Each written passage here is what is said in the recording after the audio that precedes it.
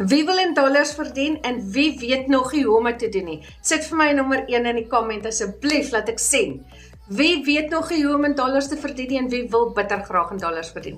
Maar vandag gaan ek vir julle verduidelik hoe ek dit doen. Nou, baie mense vra vir my, Latasha, Attie, dankie. Ek gaan vir jou verduidelik hoe ek dit doen. Het jy 'n voltydse werk, Attie? Ek het nog 'n voltydse werk. Toe kry ek 'n geleentheid om aanlyn te begin studeer en te leer hoe om iets te doen. En dit vat nie baie tyd nie, want jy het nie nodig om eers 'n kursus te voltooi nie. Jy het Legacy Builder gekry.